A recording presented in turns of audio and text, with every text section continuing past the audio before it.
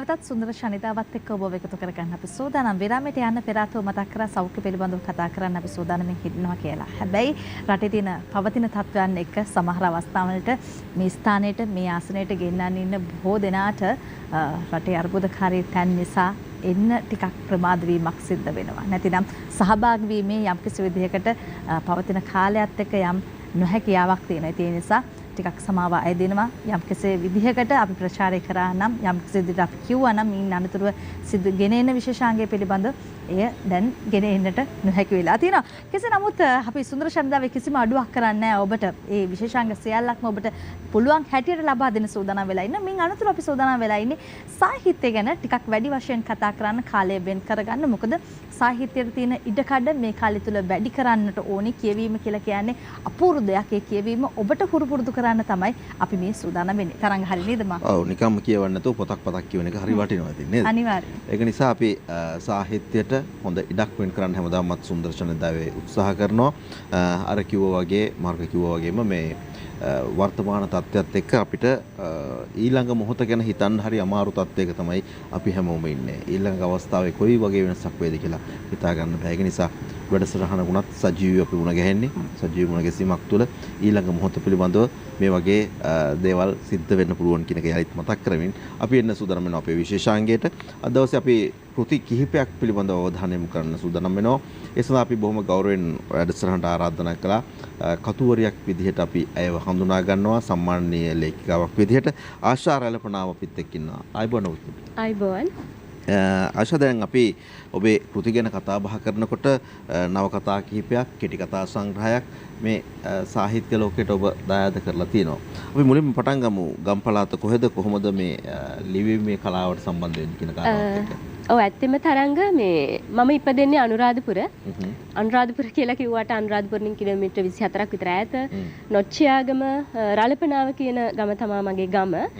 ඉතින් ගමේ ජීවිතයේ අත්දැකීම් එක්ක පොඩි කාලේ ඇත්තටම මම 90 දශකයේ මුල් කාලේ මගේ ළමා කාලේ ගෙවෙන්නේ. ඉතින් අවුරුදු 20ක් විතර උසස් අධ්‍යාපනයට නගරයට එන්න කලින් කොළඹට එන්න කලින් මම අවුරුදු 20ක් විතර කාල පරාසයක් හැදෙන්නේ නොච්චියාගම රළපනාව කියන ගමේ. ඉතින් මුලින්ම ලේඛනය කියන එක ආරම්භ වෙන්නේ මගේ ඊටාම කුඩා කාලෙම්ම තමයි. ඒ කියන්නේ මගේ පාසල් අවදියේම තමයි ලේඛනය කියන මම මුලින්ම ගියේ නොච්චියාගම බණ්ඩාරනායක කනිෂ්ඨ විද්‍යාලයට. ඊට පස්සේ ශිෂ්‍යත්වයෙන් පස්සේ ශිෂ්‍යත්වයේ සමත් වීමත් එක්කම අනුරාධපුර නිවත්තක චේතිය මහා විද්‍යාලයට යනවා 6 වසරින්.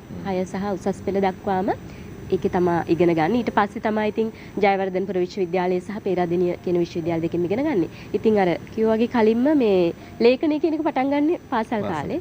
විශේෂයෙන්ම මේ බණ්ඩාරනායක කනිෂ්ඨ විද්‍යාලයේ ගුරුවරු ආදරෙන් මතක් කරන්න ඕනේ. ඉතින් පොඩි කාලේ ඉතින් අර එහෙම දක්ෂ ළමෙක් නෙවෙයි. ටිකක් අපිලිවෙලට වැඩ කරපු ළමෙක් පොඩි කාලේ. ඉතින් අර ගුරුවරුන්ගෙන් නිතර බැනුම් අහනවා, වැඩ කරන්නේ සමහර වෙලාවට හැම විෂයෙම ලියන්න එකම පොතේ ගණිතේ ඉංග්‍රීසි විද්‍යාව මේ ගණිතේ ඉංග්‍රීසි පරිසරයේ සිංහල ඔක්කොම. ඉතින් අර එහෙම ඒ කියන්නේ ඉස්සෙල්ලම අතට ගන්න පොතේ තමයි ඔක්කොම ටික ලියන්නේ. එහෙම ඉන්නවා. ඉතින් 4 වසර මුල කාලේ වගේ මේ මගේ ගුරුවරියක් මම මතක් කරන්න නම් එතුමිය යූජිනී පෙරේරා ගුරු මහත්මිය මට ඇත්තටම ගැහුවා මේ වේවැලෙන්. මොකද මම අර කොච්චර කිව්වත් වැඩ කරන්නේ නැති නිසා මේ ඒ වෙලාවේ මගේ අතේ වේවැල් පාර හිටිනවා. ඉතින් කියන්නේ අර ඒකත් එක්ක මගේ මිස් ඉස්සෙල්ලාම අඬන්න පටන් ගන්නවා. ඒක මම මුණ දීපු ඒ කියන්නේ ඒ වගේ අවස්ථාවකට මුණ දීපු ප්‍රථම සහ අවසන් අවස්ථාව. ගුරුවරයෙක් මට ගහලා ගුරුවරයා අඬනවා කියන එක. සහ ඒකත් එක්ක මම ඒක නිකන් මම ගොඩක් මම හිතන්නේ එතනින් මම සංවේදී වෙනවා. ඒ පාරේ මම මගේ මිස් ගැන කවි පන්තියක් ලියලා මේ මට ඕන වෙනවා ඒක ගුරු දිනේට කලින් අර පුවත්පතක පළ වුණොත් හොඳයි වගේ එහෙම එකක්. ඉතින් තාත්තා බලපු විකල්ප පුවත්පතක් තිබුණා. ඉතින් ඒකට මේ ඒ කාලේ මේ තැපැල් කරලා යවන මම දන්නේ නැහැ කොහොමද පත්තරවල පුවත්පත්වල කවි පළ වෙන්නේ ඒවා මොකද දන්නේ. නමුත් අර ඒකේ දාලා තියෙනවනේ ඒක නිකන් වැඩිහිටියෝ ලියන එකක්. නමුත් ඒකේ ඇඩ්‍රස් එකට ලියලා මං හිතුවා දැන් මේක ගුරු දිනයට කලින් පළ වෙන එකක් නැහැ කියලා මම කත්රූට ලියුමකුත් යවනවා මේක පළ කරන්න. ගුරු දිනයට තව සති දෙකක් වගේ තිබ්බේ. ඉතින් මේ අර විස්තරෙත් ලියනවද? ලියලා නෑ එච්චර ලොකුවට ලියන්නේ නැහැ. මගේ මේ ගුරුවරිය ගැන මම ආදරෙන් ලියපු එකක් මේක පළ කරන්න කියලා. හැබැයි ඇත්තටම මම දන්නේ නැහැ මේ ඒක ලියුම බලලා හෝ නැතුව හෝ මේ ගුරු දිනයට දවස් කිහිපයකට කලින් ඒක පළ වෙනවා. ඉතින් ඒක තමයි ඇත්තටම මගේ ලේඛන දිවියේ ආරම්භය. හැබැයි එතනින් පස්සේ දිගින් දිගටම අර පුවත්පත් වලට කවි ලියපු. ඒ කියන්නේ මම විශ්වවිද්‍යාලයට එනකම්ම ගොඩක් අයට ආශා රල්පනාව කියන නම මතක තිබුණේ මේ පුවත්පත් වලට කවි ලියපු කිවිඳියක් විදියට. ඇත්තටම ලේඛනය ආරම්භ කරන්නේ කිවිඳියක් විදියට.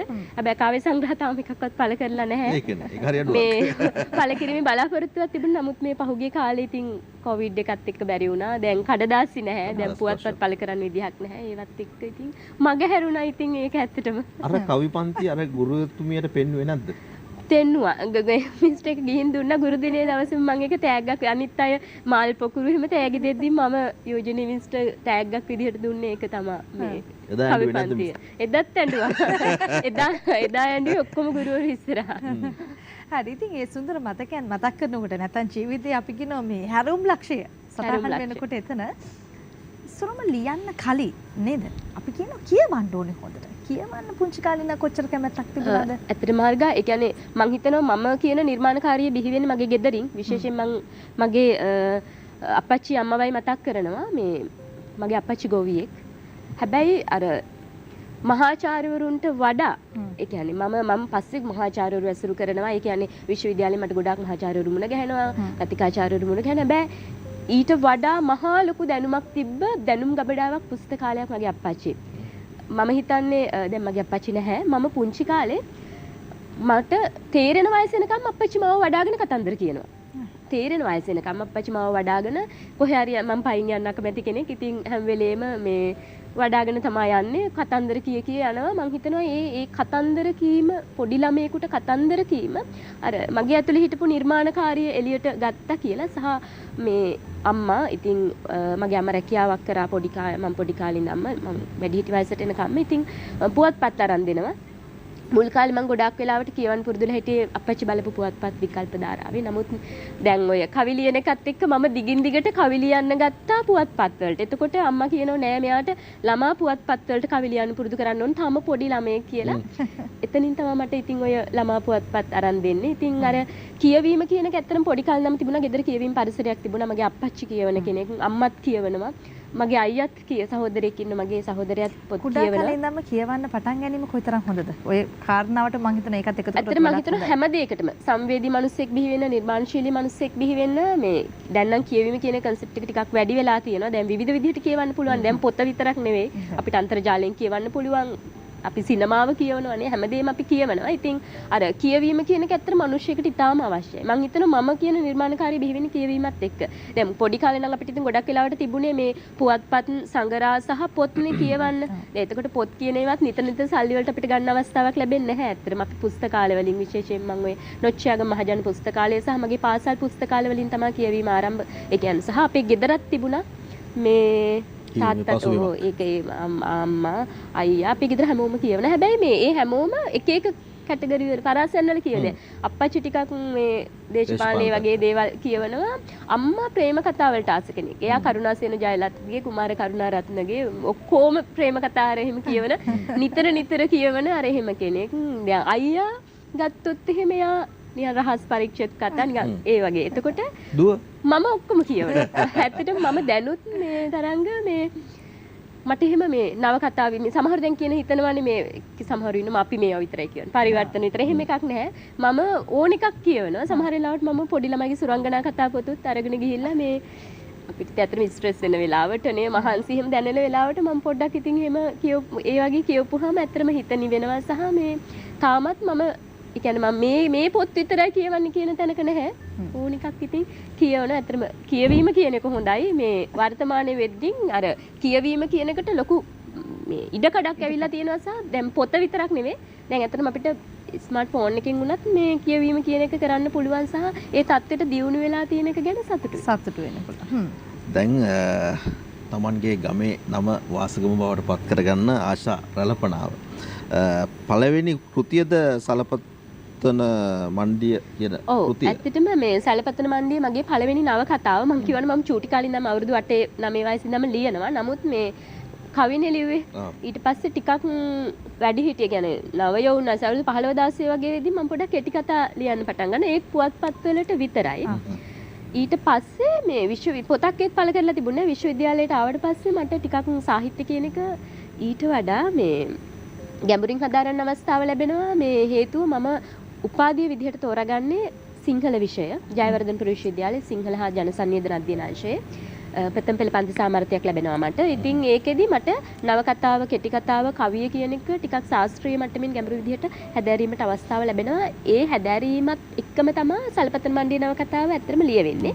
විශ්වවිද්‍යාලයේ පළවෙනි උසස් පෙළ කරන කාලේ පටන් ගත්ත එක විශ්වවිද්‍යාලයේ දෙවෙනි අවුරුද්ද වගේ වෙද්දී ඉවර කරනවා. එතකොට තමයි ඔය කවිතා සම්මාන උළෙල ඔබට මතක ඇති 2012 වර්ෂයේ පටන් ගන්න. ඉතින් ඒකේ මේ විශ්වවිද්‍යාල මට්ටමින් තිබුණු සම්මාන උළෙලක් ඒකේ ප්‍රථම ස්ථානය ලැබෙනවා මගේ නවකතාවට. මම හිතනවා ඒකත් ජීවිතේ හැරවුම් ලක්ෂයක් කවි ලියලිය හිටපු හෙලක් මේ නවකතාවට පළවෙනිම නවකතාවට සම්මානයක් අරගැනීම කියන කාරණාව ඉතින් නවකතාකාරියක් විදිහට ඇත්තටම මේ ශේෂ්ත්‍රයට එන්නේ සල්පතන මණ්ඩිය නවකතාවත් එක්ක. මේ කෘතිය එතකොට සම්මානයට පාත්‍ර වෙනවා විශ්වවිද්‍යාල මට්ටමින්.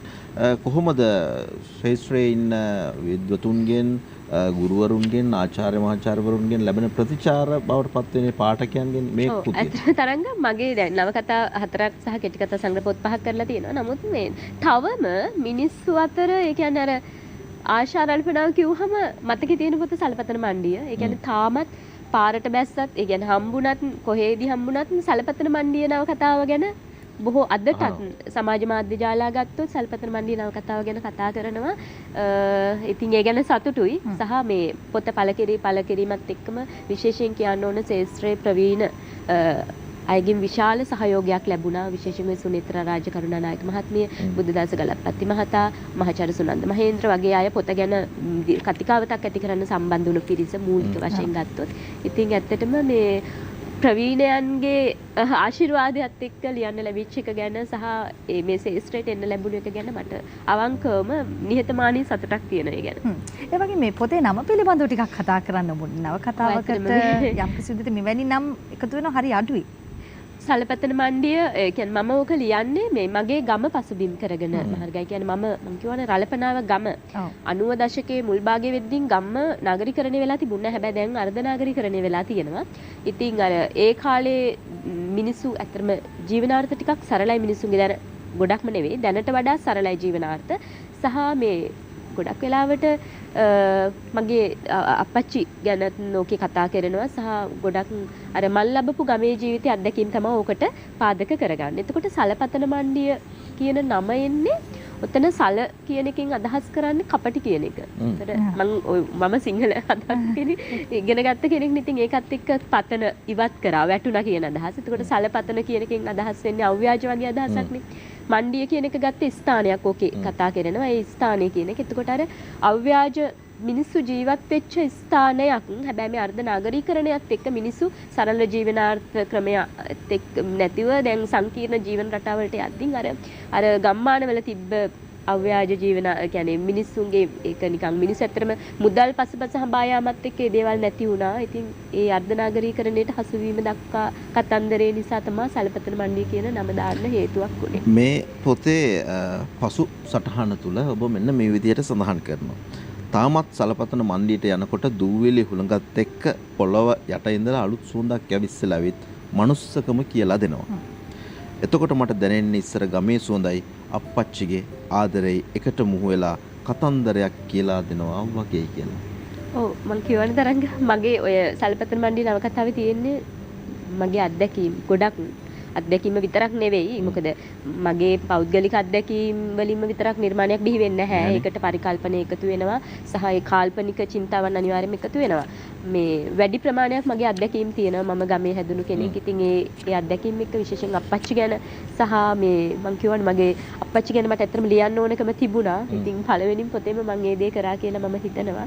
සහ මගේ ගමේ මිනිස්සු ගැන ලියන්න ඕනකම තිබුණා. ඒක මම මගේ සල්පතන මණ්ඩිය නවකතාවෙන් ඒ වගකීම ඉෂ්ට කරා කියලා මම හිතනවා. නිදහස් පරිසරයක හැදී වැඩුණ එකම මං හිතනවා ලොකු තිලිනයක් නේද මේ වගේ නිදහසේ ලියන්න, නිදහසේ හිතන දේවල් පිළිබඳව නිදහසේ හිතමින් ලියන්න. නැත්නම් හොඳ තෝතන්නක් ඔබේ පරිසරය, ඔබේ ගම. ඇත්තටම ඔම හර්ගා ඒ කියන්නේ ගම සහ මගේ පවුල. මොකද අම්මයි අප්පච්චි කිසිම වෙලාවක නීති දාලා බාධක අම්මනම් පොඩ්ඩක් ඉතින් නීති දානවා. නමුත් එහෙම අප්පච්චි ඒක පොඩ්ඩක් වෙනස් කරනවා. අර එහෙම බාධක දාලා මට අරක කරන්න එපා මේක කරන්න එපා. අර මාව මේ එක රාමුවකට කොටු කරේ නැහැ අම්මයි අප්පච්චි. ඉතින් මගේ පවුලෙන් මට ලොකු නිදහසක් දුන්නා. විශේෂයෙන්ම පොඩි කාලේ මම හිතන දැන් ළමයින්ට නැති තරම් නිදහසක් මට ලැබෙන්නේ නැති. ඉතින් ගමේ හැදුනේ ගමේ ළමයි එක්ක එහෙ මෙහෙ දුවන ගමන් ගම ගැන කියන්න ඕනේ නැහැ. ඉතින් ඒ ජීවිතේ ලැබපු අත්දැකීම් මම හිතන්නේ නිදහසේ ලැබපු අත්දැකීම් හේතුවක් වුණා ලිවීම කියන කාරණාවට. සහ අනිත් එක තමයි ලියන දේවල් මේවා හොඳ නෑ එහෙම කියලා අර බාධක දැම්මේ නැහැ. අම්මවත් අප්පච්චිවත් කිසිම මට මගේ වැඩිහිටියෝ. ඉතින් ඒ බාධක නොදැමීම තුල මට ඕන දෙයක් ලියන්න මේ අවකාශය පෙම් කවිත් ලියව අවුරුදු 14 15 වගේ කාලවලදී. කවුද මේ මුලින්ම මේවා කියවන්නේ? පාසල යන කාලේදී ලියන දේවල් අප්පච්චි තමයි කියවන්නේ. ඒ කියන්නේ ඇත්තටම ප්‍රේම කවිත් ලියලා අප්පච්චිට තමයි ඉස්සෙල්ලාම කියවන්න දෙන්නේ අවුරුදු 14 15 වගේ වයසේදී. මේ එතකොට අප්පච්චි කියනවා මේ පත්‍ර වලට දාලා හරියන්නේ නැහැ මෙන්න මේ වගේ ඒවට දාමු කියලා. යාම තමයි මේ අපි ගෙදරට ගත්තේ නැති වුණත් ඔය තරුණ වයසේ අය බලපු මේ කාලේ පුවත්පත් සංග්‍රහ මේ පුස්තකාලෙන් බලන්න පුළුවන් කියලා අප්පච්චි තමයි මේ ඒ කියන්නේ ලියන ඒවා මෙන්න මේ විදිහට දාන්න ඕන කියලා අර එහෙම මේ තෝරන්නේ. ඉතින් මම හිතනවා ඒ දීපු නිදහස මේ නිර්මාණශීලීත්වය කියන එක වැඩි දියුණු කරගන්න මේ හේතුවක් වුණා. මේ විශේෂයෙන්ම ගෙදරින් දීපු නිදහස මම හිතනවා ඒක සහ ගමේ පරිසරය ලියන්න හේතුවක් වුණා කියලා.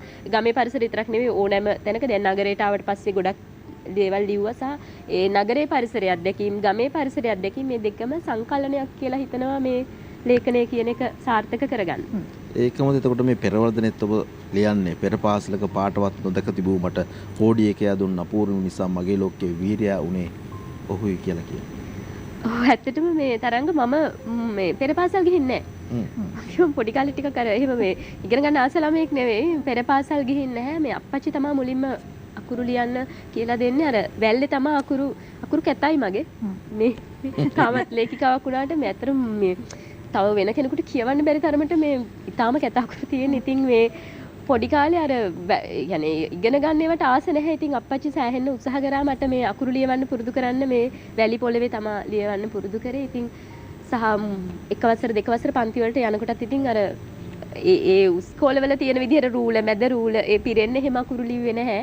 ඒකයි මං කිව්වේ ටිකක් පොඩි කාලේ අපි ලියවලට හැදුණු ළමයි කියලා. හැබැයි මේ අර ඇත්තටම මේ ඉස්කෝලෙන් ඉගෙන ගත්තා වගේ දෙගුණයක් තුන්ගුණයක් අප්පච්චිගෙන් ඉගෙන ගත්තා ගෙදර ඉඳන්. ඒ දේවල් මේ මම හිතන තියක වටිනවා. ජීවිතේ ප්‍රධාන චරිතය වෙන් කරනවා නම් ඒ වෙන් කරන්න අප්පච්චිට. හරි නේද? හරි. දැන් සූදානම් වෙලා ඉන්න මෙතෙක් වේලාවක් අපි මේ කතා බහ කරමින් හිටියේ නවකතා පිළිබඳව. හැබැයි මේ කෙටි කතා සංග්‍රහයක් පිළිබඳව කතා කරන්න සූදානම් මම හිතනවා ඔබේ එකම කෙටි කතා සංග්‍රහය තමයි මේ ලේ මා පිලා. අපි පොඩ්ඩක් මේ ගැන කතා කරමු. ඇත්තටම හරි මං කියවනේ මම කවි ලියන එකෙන් පස්සේ අවුරුදු 14 15 වගේ වෙද්දී කෙටි කතා ලියන්න පටන් ගත්තා. ඒ ලියන්නේ මේ පාසලේ මේ සාහිත්‍ය තරඟ සඳහා මේ ඔය සාහිත්‍ය තරඟ වල කෙටි කතා තරඟ ඒ වගේ ඒවනේ මට සමස්ත ලංකා ප්‍රථම ස්ථාන ලැබිලා තියෙන අවුරුදු 3ක් විතර එක දිගට ලැබුණා. ඉතින් ඒවත් එක්ක පුවත්පත් වලට කෙටි කතා ලිව්වා. ඉතින් විශ්වවිද්‍යාලයට එනකොටත් පුවත්පත් වල කෙටි කතා සහ මේ කවි ලියනවා. එතකොට මේ 2017 වර්ෂයේ වගේ මේ තමා මම ලියපු කෙටි කතා ටික එකතු කරලා ඇත්තටම මේ කෙටි කතා සංග්‍රහයක් පළ කරන්න. ඉතින් මේ අර මම විශ්වවිද්‍යාලේ ඉන්න කාලේ පුවත්පත් වල ලියපු කෙටි කතා එකතුවක් තමයි ඔකේ තියෙන්නේ. ඒක පළවෙනියත් හදා බැලීම.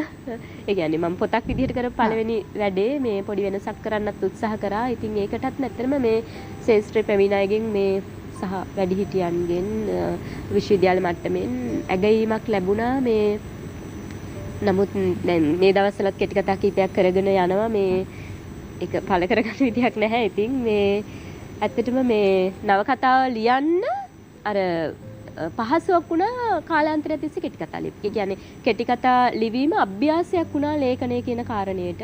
සෑහෙන කාලයක් කෙටි කතා ලිව්වා. ඒ අභ්‍යාසය තමයි නවකතාකාරියක් වෙහි වෙන්නේ. ඉතින් පළවෙනි කෙටි කතා සංග්‍රහය ඉතින් මට සතුටුයි ගැන. ඒ සතුටත් එක්ක ආශා රැළපනාවගේ කෙටි කතා සංග්‍රහය ගැන ටිකක් කතා කරපු වෙලාවේ අපිට යන්න තියෙනවා නවකතා ගැන කතා බහ කරන්නට. ඒ නවකතාව වලට නව හැඩයකුත් අරගෙන එන්න සූදානම් වෙනවා අපි මේ කෙටි විරාමයෙන් පස්සේ.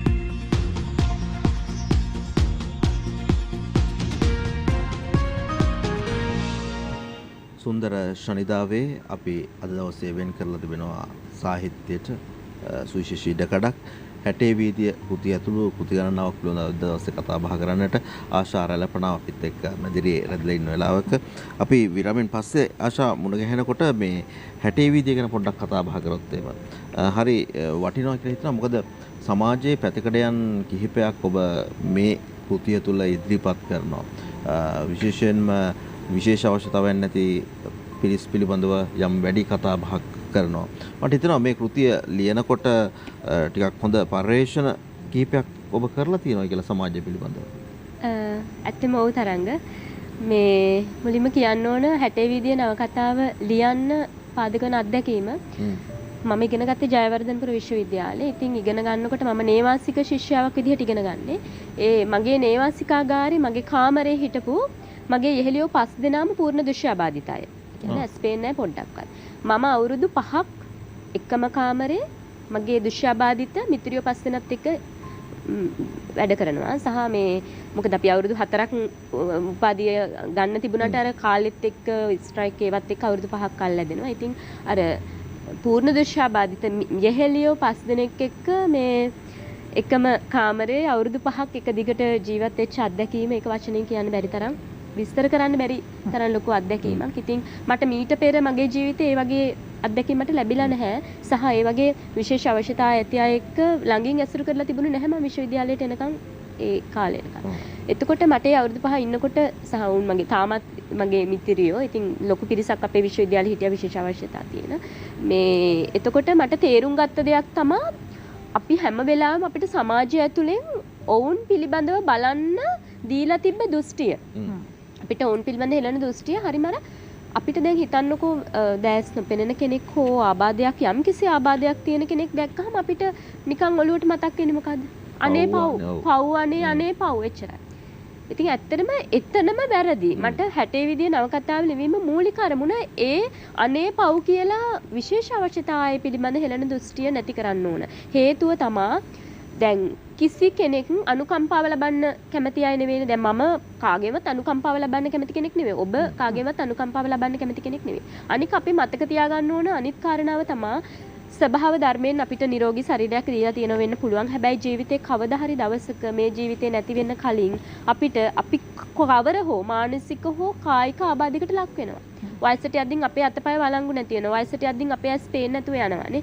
කවර හෝ සමහර විට අපිට මානසික අතතියටපත් වෙන්න පුළුවන්. ඒ වගේ කායික හෝ මානසික කවර හෝ ව්‍යාධියකට අපිපත් වෙන්න පුළුවන්. ඒක අපිට ස්වභාව ධර්මයෙන් ලැබිලා තියෙන දෙයක්. එතකොට ඒ தත්ත්වයට අපිපත් වෙන දවසට අපි කැමතිද කවුරු හරි කෙනෙක් අපිට අනුකම්පා කරනවට නෑනේ. අර එතකොට අර තමා උපමා කරගෙන අනිත් අය දිහා බැලිය යුතුයි බුදුන් වහන්සේ දේශනා කරලා තියෙනවා. ඉතින් අර දෘශ්‍යාබාධිත හෝ යම් කිසි මානසික හෝ කායික ආබාධයක් වැළඳුණු කෙනෙක් දිහා අපේ සමාජය බලන්නේ අනේ පව් කියලා. හිතනවා ඒ වගේ කෙනෙක් දැක්කහම එයාට උදව් කරන්න ඕන. එතකොට මේ දිව්‍ය ලෝකෙට යන්න පුළුවන්, ඊළඟ ආත්මේ හොඳ තැනක ඉපදෙන්න පුළුවන්, නිවන්ලා යන්න පුළුවන් වගේ ආගමික දෘෂ්ටීන් වල අපි ඉන්න එක වැරදීනේ. ඒ කියන්නේ ඒ හින්දා අර එහෙම තමයි අපි හැම වෙලෙම බලන්නේ. අපේ සමාජයෙන් අපි පුරුදු කරලා තියෙන්නේ ඒකට. දැන් ඇත්තටම එහෙම කෙනෙක් දැක්කහම එයාට උදව් කරන්න ඕන කියන හැඟීම ඉන්නේ ආදරණීය හැඟීමකට වඩා අර අනේ පව් සහාර ආගමික විඥානේ ඒ කියන්නේ දෘෂ්ටි සංස්කෘතිය එතනට එනවා. ඉතින් ඒක වෙනස් කරන්න මට උවමනාව තිබ්බා ඔවුන් එක්ක ඇසුරු කරද්දි. මොකද මම තේරුම් ගත්ත දෙයක් තමයි කිසිම කෙනෙක් කැමති නැහැ අනුන්ගේ අනුකම්පාවට ලක් වෙන්න. ඒක සහ අනිත් එක අපේ විශේෂ අවශ්‍යතා තියෙන බොහෝ පිරිසක් අපේ ලංකාවේ ආර්ථිකය ගොඩනගන්න දායකත්වය දක්වන විශ්වවිද්‍යාලයක් ගත්තහම ප්‍රථම පෙළ පන්ති සාමර්ථ්‍ය ලබා ගන්න ඉහළම තැන්වල ඉන්න විශේෂයෙන් ඔය තොරතුරු තාක්ෂණයේ අධ්‍යාපනය වගේ ශේෂ්ත්‍ර ගත්තහම ඉහළම ස්ථානවල ඉන්න පිරිස් ඉන්නවා විශේෂ හැකියාවන් තියෙන අය. සහ ඔවුන්ගේ ඒ තියෙන හැකියාවන් වලින් ඔවුන් සමාජයට දෙන දේවල් සහ සමාජයට දෙන හොඳ පණිවිඩ ආර්ථිකයට දෙන දායකත්වය එතකොට අපි හැමෝම එක සමානයි. එතකොට ඇයි අපි අර අනේ පව් කියලා මේ අර අනුකම්පාව දෙනවා. ඉතින් ඒක මට වෙනස් කරන්න ඕන කරා. සහ අර විශේෂයෙන් ඒකට මගේ යෙහෙලියෝ පස්සනත් එක්ක ගත කරපු අත්දැකීම මට බලපෑවා. මේ ඒ නිසාම තමයි ඇත්තටම හැටේ විදිය නවකතාව ලියවෙන්නේ. ඉතින් දීර්ඝ කාලයක් ලැබපු අත්දැකීම් සහ ඇත්තටම පරීක්ෂණ කටයුතු කරා. ඕකේ ප්‍රධාන චරිතය විදිහට දැස් නොපෙනෙන සහ මේ මානසික ව්‍යාධියක් වැළඳුණු ගෑනු ළමයෙක් තමයි ඔකේ ප්‍රධාන චරිතය නිල්මා කියලා නවකතාව පුරාම යන්නේ. එතකොට එක අතකින් කායික ආබාධයක් තියෙනවා දැස් පෙනෙන්නේ නැති එක, අනිත් අතින් ෆෝබියාව කියන මානසික ව්‍යාධිය. එතකොට කායික මානසික ව්‍යාධියකට ලක් වුණු කෙනෙක් දිහා සමාජයේ කොයි විදිහටද දකින්නේ? ඒ කෙනාට යන්න පුළුවන් තැන කොතනද? සහ එවැනි කෙනෙක් සමාජයේ මුණ දෙන අත්දැකීම් කොයි වගේද කියන කාරණා තමයි මේ 60 විදිය නවකතාව ඇතුළේ ඇත්තටම කතා කරන්නේ. ප්‍රතිචාර බොහොම හොඳයි. ඉතින් මේ පොත ඉක්මනින් ඉවර වුණා. ඇත්තටම දැන් මුද්‍රණයේ මේ නැති තරම් පොත් හොයාගන්න මේ කඩදාසි ප්‍රශ්න එක්ක දෙවෙනි මුද්‍රණය කරගන්න තාම හැකියාවක් ලැබිලා නැහැ. මේ ඉදිරියේදී බලමු ඉතින් ඊ-බුක් එකක් විදිහට හරි එහෙම කරන්න අදහසක් තියෙනවා. තාක්ෂණයත් එක්ක ඉස්සරහට යන්න තමයි දැන් සිද්ධ වෙන්නේ වර්තමාන දින තත්ත්වයත් එක්ක. ඔව් ඒක තමයි. පොත් විදිහට අතර ගන්න ටිකක් අමාරු වෙන තත්ත්වයක් තියෙනවා. දැන් ඔය කියපු කාරණා සියල්ල එක තැනකදී මට මුණ ගැහෙනවා මේ කෘතිය තුල. පුංචි උපුටා ගැනීමකට මම යන්න ලෑස්ති වෙනවා. අර කියපු විශේෂාබාධිත එහෙම නැත්නම් විශේෂ අවශ්‍යතාවයන් සහිත කෙනෙක් පිළිබඳව අපි හිතන්නේ කොහොමද කියන කාරණාව සහ ඉතිහාසයේ ඉඳලම කොහොමද මේකට තියෙන සම්බන්ධය කියලා මෙන්න මෙතන හොඳට දැනෙනවා කියලා මට හිතෙනවා. ඔබටත් එහෙම දැනෙයිද කියලා පොඩ්ඩක් බලන්නකෝ. ඇස්පේ නැති කෙනෙක් නේ කිව්වේ ලස්සනම ලස්සනයි කොච්චර දක්ෂද කියන්නට අමතක නොකළ ජීවිතේ පුරාම කළ පව් මගහරවා ගැනීමටත් ඊළඟ ආත්මයේදී දිව්‍ය ලෝකයේ ඉපදීමට පින් රැස් කර ගැනීමේ උපකරණ ලෙස අඳ ගොළු බිහිරි ආබාධිතයන් නම් කළ සමාජ පවායට අවශ්‍ය පසුබිම සකසා තිබිනි. අන්ධයාට අවුරුදුල්ලේදී කිරිකවන ගමන් කණාමුට්ටිය බෙදින්නටද ඔවුන් අමතක නොකළහ. මණික් ගලේ පය වැදුනත් කන අහුලා නොගන්නා බව කියමින් ජන කවියෝ කවි ගෙතුහ. කනකස් බව වියසුදුරෙන් අහස බලන බව කියමින් අන්ධයා කිරිවල පාට කියන අයුරු අන්ධයා ඇතාගේ හැටි කී අයුරුත් ඇස නැතිදා පොත් කුමටද කණයයි කොරයි නාඩගම් බලන්න ගිය හැටි බීරන්ගෙන් පාරාහන හැටි කනා ගල් ගහන හැටි බීරියලින්ට වීණා වාදනය කර හැටි ගැන පිරුළු ගෙතුව. මෙන්න මේ විදිහට ටිකක් විවිධ ආකාරයට ටිකක් වෙනස් විදිහකට ඔබ මේ කෘතිය රචනා කරනවා. කොහොමද මේ දේවල් පිළිබඳව පොඩ්ඩක් කතා කරන්න ලේඛිකාව විදිහට මොන වගේ අදහසක් තියෙන්නේ? මේ ඇත්තටම මම කියවනේ අර දැන් මම ඔක ටිකක් මේ සෑහෙන කාලයක් තිස්සේ පරීක්ෂණයක් එක්ක සහ අත්දැකීම් එක්ක ලියවිච්ච එකක්. අර මම හිතනවා දැන් සාහිත්‍ය තියෙන්නේ මොකටද කියලා අහුවහම තව කෙනෙක් කියන්න පුළුවන් වින්දනය කරන්න. කලාව තියෙන්නේ කලාව උදෙසයි. ඊට පස්සේ කලාව තියෙන්නේ සමාජීය උදෙසා. විවිධ අදහස් තියෙන්න පුළුවන්. හැබැයි මම හිතනවා සාහිත්‍යකාරණියක් විදිහට මම ලියන හැම අකුරකටම තරංග මම වග කියන්න ඕන. එතකොට මම තව කෙනෙක්ට වෙන අදහසක් තියෙන්න පුළුවන්. මම පෞද්ගලිකවම විශ්වාස කරන දෙයක් තමයි මම ලියන හැම අකුරකටම මම වග කියනවා. මම සමාජයට දෙන්නේ මොකද්ද? ඒ දෙන දේ ඇතුලේ මම සමාජයේ වඩා යහපත් සමාජයක් කිරීමට වඩා යහපත් පුරවැසියන් ටිකක් නිර්මාණය කිරීමට මට දෙන්න පුළුවන් දේ මම දෙන්න ඕන. සහ මම හිතන දෙයක් මම පොඩි කාලේ ඉඳන්ම හිතපු දෙයක් තමයි මට පොඩි කාලේ ඉඳන් ලේඛිකාවක් වෙන්න උවමනාව තිබුණා. මම හිතපු දෙයක් මම මේ ලෝකෙට ඇවිල්ලා ඉන්නේ මොනවා හරි දෙයක් කරන්න. එතකොට ඒ දේ කරන්න සමාජයට මොනවා හරි දෙයක් දෙන්න. මගේ අප්පච්චි හැම වෙලේම කියපු දෙයක්.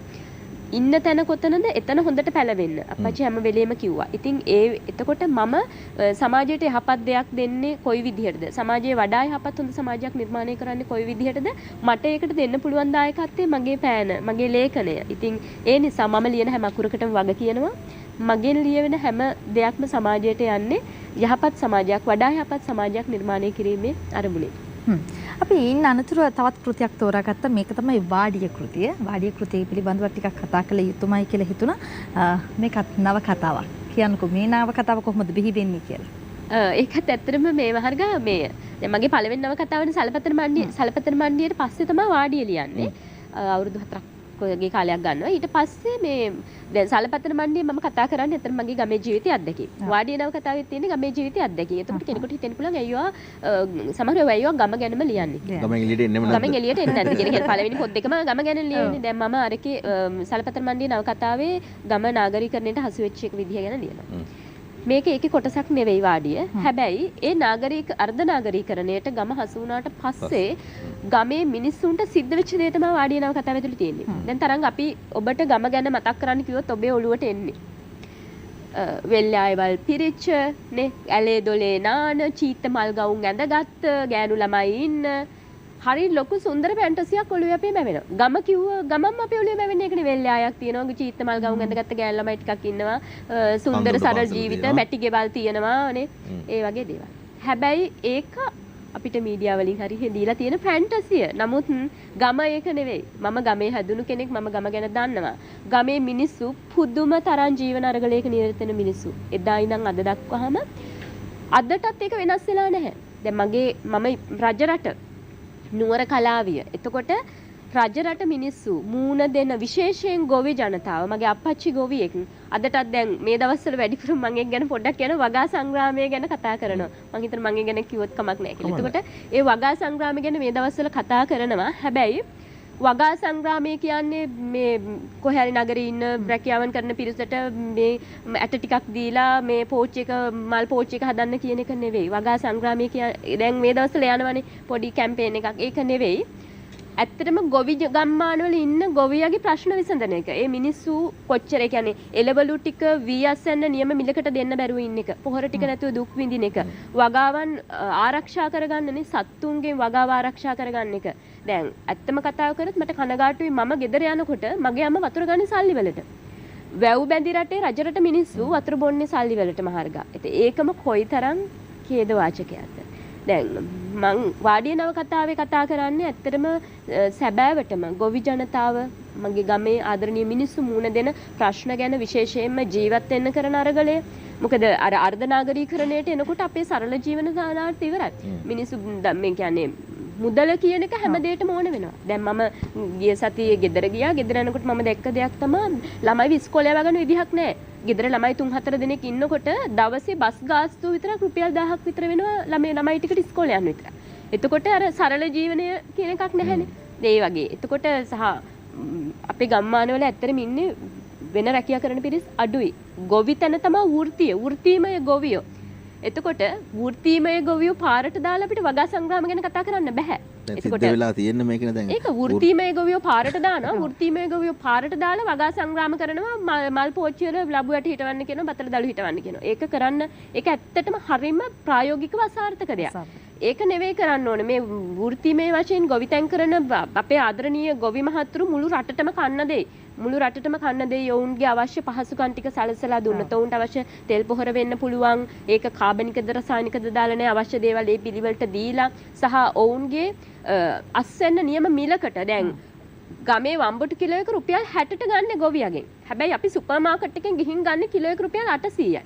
එතකොට ඉතින් රුපියල් 60ට ගොවියගෙන් ගන්න පාරිභෝගිකයට එද්දින් රුපියල් 800 වෙලා. එතකොට එතන යාන්ත්‍රණයේ වැරද්දක්නේ නේ.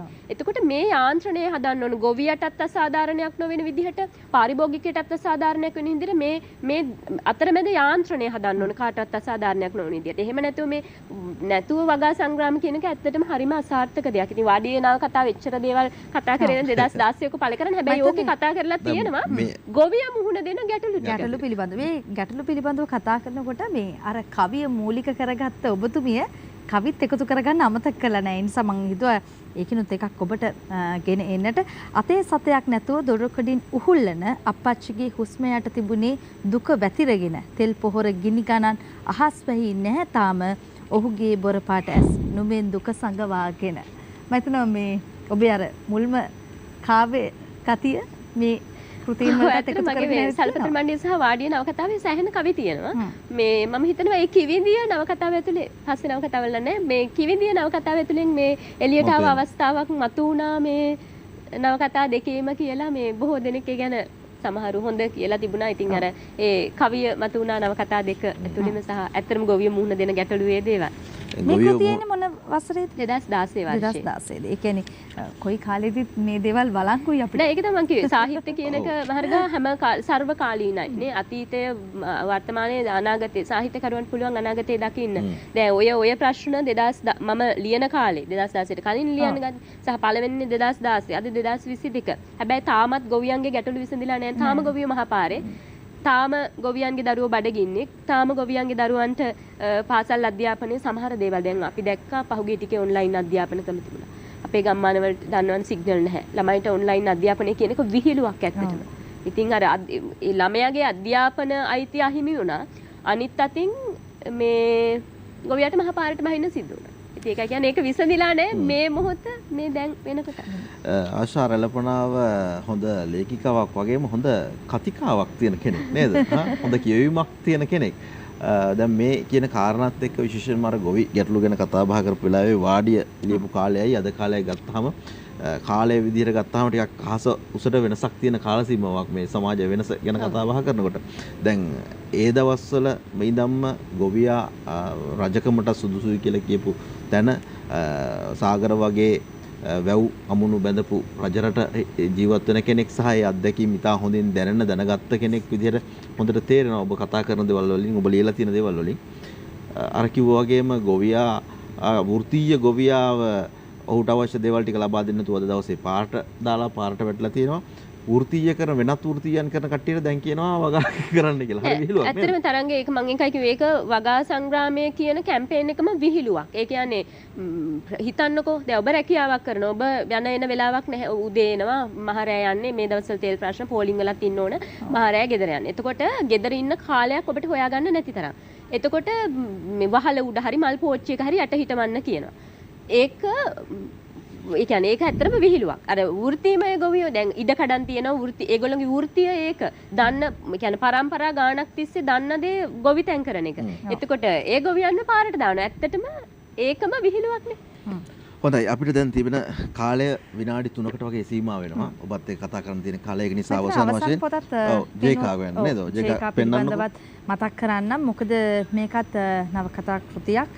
එතකොට මේ කෘතිය ලියවෙන්නේ නම් බොහොම ආදරණීය චූටි පැටව වෙනුවෙන් ඒකත් විශේෂ වෙනවා. මේ කෘතිය ගැන ඉතාම ඉක්මනින් යමක් එකතු කරන්න වඩා හොඳයි. මම මේ නගරයට ඇවිල්ලා කොළඹට ඇවිල්ලා මේ අවුරුදු 10ක් විතර මේ එකම නිවසක තමයි නවතෙන් අරන් ඉන්නේ. ඒ කියන්නේ විශ්වවිද්‍යාලයෙන් ඉවත් වුණාට පස්සේ තාමත් ඒ නිවසේ. ඉතින් ඒ ගෙදර ඉන්න පොඩි ගෑනු ළමයි දෙන්නෙක් මේ ඒ දෙන්න හැදෙන්නේ මාත් එක්ක අවුරුදු 10ක් විතර. ඉතින් අර තිහන්සා සහ පහන්නයා මම මේ මේ ලේමාපිලා කෘතිය පිදුමකුත් ලිව්වා පොඩි දුවට. ඉතින් ඒ පොඩි ළමයි අවුරුදු 10ක් තිස්සේ මාත් එක්ක හැදෙනකොට මට තේරිච්ච දෙයක් තමයි මේගොල්ලෝගේ සිතුවිලි ඒවත් එක්ක තමයි චේකා යෝන්නව කතාව ලියවෙන්නේ. ඇත්තටම මේ පොඩි යෝන්ගේ සිතුවිලි වලට සංස්කරණයක් නැහැ නේ එඩිට් එකක් නැහැ. එතකොට වර්තමානයේ වෙද්දී ඔක යොවුන් නව කතාවක් 2019 ගොඩගේ සම්මානය අවසාන වටේට තේරුණ එකක්. අර ඇත්තටම යොවුන් පිරිස මූණ දෙන ගැටලු තමයි චේක නව කතාවේ තියෙන්නේ. ඇත්තට අපිට යොවුන් දරුවන්ට කියවන්න නව කතා ගත්තාම පරණ දේවල් නිදානයක් හොයාගෙන ගියපු වීරයෝ ඒ වගේ පොඩි ඒ වගේ ඒ කාලෙට එක ගැලපුණා. හැබැයි අද ළමයින්ට ඒකේ එතන නෙවෙයි. අද ළමයින්ට විශාල සමාජයේ දියුණු වෙලා ළමයින්ට අද නව යොවුන් වයස ළමයිට අපේ කාලේ තිබ්බට වඩා ප්‍රශ්න තියෙනවා. මොකද අපේ කාලේ ළමයිව කතන්දර කියලා රවට්ටුවගේ දැන් ළමයි රවට්ටන්න බෑ. ඒගොල්ලෝ තාක්ෂණෙත් එක්ක දියුණුවේ ඉදිරියට යනවා තාක්ෂණේ නැතුවම බෑ. එතකොට ඒගොල්ලොන්ගේ ප්‍රශ්න වලට විශේෂයෙන් ලිංගිකත්වය වෙන්න පුළුවන් ප්‍රේමය ඒ වගේ නව යොවුන් වයසේ සිතුවිලි මේ වගේ දේවල් ආගමික සංකල්ප පිළිබඳ ළමයිට ප්‍රශ්න තියෙනවා. ළමයි දැන් ප්‍රශ්න කරනවා උගන්වන දේ ප්‍රශ්න කරනවා ළමයි. ඒක හොඳයි. ඉතින් මම සෑහෙන කාලයක් ගුරුවරියක්. මොකද මම පළවෙනි රස්සාව මගේ සහාය කතිකාචාර්යවරියක් විශ්වවිද්‍යාලේ ඊට පස්සේ බාහිර කතිකාචාර්යවරියක් රස්සාවම උගන්වන එක. එතකොට මට තරුණ වයසේ ළමයි මුණ ගැහෙනවා විවිධ වයස් කාණ්ඩවල. ඒ දේවල් පදනම් කරගෙන තමයි මේ නවයවුන් වයසේ ළමයි වෙනුවෙන් තාරුණ්‍යයට එළඹෙන වයස වෙනුවෙන් තමයි චේකා නව කතාව ඇත්තටම ලියවෙන්නේ. හොඳයි. අවසාන වශයෙන් ඔබේ පාඨක හිතවතුන්ට අද දවසේ අපේ ප්‍රේක්ෂකාගාරයට අපේ ප්‍රේක්ෂක හිතවතුන්ට ඔබෙත් ප්‍රේක්ෂකින් බවට අත්දැකීම්පත් වෙලා තිබෙනවා. ඔවුන්ට මොන වගේ පණිවිඩයක්ද මේ අන්තිම විනාඩියේදී දෙන්න පුළුවන්? අන්තිම වැඩිහිටියන්ට කියන්න තියෙන දේ නම් තමයි කියන්නේ මේක බලන වැඩිහිටි පිරිසක් ඉන්නවා. තමන්ගේ දරුවෝ වෙන්න පුළුවන් බාල පරම්පරාව වෙන්න පුළුවන් තරුණ පරම්පරාව වෙන්න පුළුවන්. ඔවුන්ට බාධක දාන්න එපා. ඔවුන් කරන දේවල් වලට විශේෂයෙන්ම මොකද නිර්මාණශීලී දරුවෝ බිහි වෙන්නේ බාධාවක් නැතුව ඉදිරියට යනකොට. ඒ නිසා ඔවුන්ට අවශ්‍ය කරන දේවල් සපයලා ඔවුන්ගේ හැකියාවන් අඳුරාගෙන ඒ හැකියාවන් වලින් ඉදිරියට යන්න ඔවුන්ට අවස්ථාව දෙන්න ඕන. එකක්. අනිත් එක තමයි මේ වෙදින් අපි දන්න රටේ ප්‍රශ්න ගොඩක් තියෙනවා. තරුණ පරම්පරාවේ නැගිටීමක් තියෙනවා. මම ඇතුළු මගේ තරුණ පරම්පරාව මම හිතනවා අලුත් මල් පිපිලා තියෙනවා. මල් සුවඳ හමනවා. ඉතින් බාධක දාලා මර්ධනය කරලා මල් සුවඳ වළක්වන්න බෑ. මම හිතනවා අපේ තරුණ පරම්පරාව වඩා හොඳ යහපත් රටක් ඉදිරියට ගොඩනගයි මල් සුවඳ මුළු රට පුරාම පැතිරේ කියලා මම විශ්වාස කරනවා. ඒකට දායකත්වය දෙන්න කියලා හැමෝගෙම ඉල්ලනවා. ඒක තමයි මට මෙහෙම මොහොතේ ඉල්ලන්න තියෙන එකම ඉල්ලීම. ඉතාමත් වටින ඉල්ලීමක් නේද? සමාජයට වටින අද දවසට වටින කාරණාවක් ඔබ කිව්වේ ප්‍රකාශ කළේ. එහෙමනම් ඒ අලුත් මල් සුවඳත් එක්ක අනාගතයේ හෙට දවසේ යහපත් වෙයි කියලා බලාපොරොත්තු වෙන්න ඉන්නවා ප්‍රාර්ථනා කරනවා. මොකද මැණික් කැටයක් වුණත් හැදෙන්නේ බොහොම දරදඬු විදිහට තදබල විදිහට පීඩනයකට පත් වෙලා අවසානයේ තමයි හොඳ දෙයක් ඉදිරිපත් වෙන්නේ. හැමතැනකදීම එහෙම තමයි. අපිට අවුවද වැස්සද මේ අර්බුදකාරී තත්ත්වයද මේ සියල්ල විද දරාගෙන ඉදිරියට ගියොත් අනාගතය අර වගේ බොහොම මල් පිරුණු ලෝකයක් බවට පත් කරගන්න හැකියාව ලැබෙයි. අද දවසේ අපි සුදුවන්ත වෙනවා ආශා රැළපනාව සම්මානනීය කතුවරිය අද දවසේ අපිත් එක්ක එකතු වුණේ. ඔබේ සියලු කටයුතු සාහිත්‍යයට වෙනුවෙන් තවත් බොහෝ දේ කරන්නත් ශක්තිය ධෛර්ය වාසනාව ලැබෙන්න කියලා ප්‍රාර්ථනා කරනවා. බොහෝ ස්තුතියි. ආයුබෝවන් බොහොම ස්තුතියි. හරි අපි එතිමේට සමුදෙන අතරවාරයේදී අපේ සුන්දර ශනිදාව අපේ වැඩසටහනෙත් අපි ඔබවත් එක්ක සමුගෙන යන්න සූදානම් වෙලා ඉන්නේ. බොහොම වටිනා කියන වැඩසටහනකින් අද දවසේදී අර්ථ සම්පූර්ණ බොහෝ දේවල් ඔබට සමීප කරා. එහෙනම් ඉතින් ලබන සතියේදීත් අපි සුපුරුදු විදිහට ආරාධනා කරන අපිත් එක්ක රැඳිලා ඉන්න කියලා ඔබට.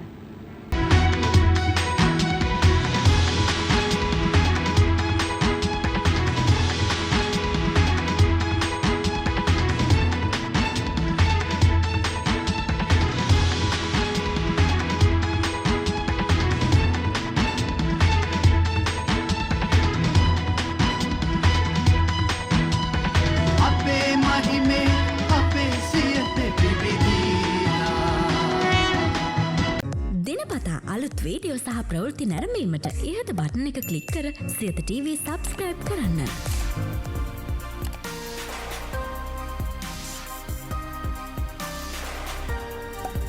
අලුත් වීඩියෝ ගැන මුලින්ම දැනගන්න මෙම සීනුව ක්ලික් කරන්න.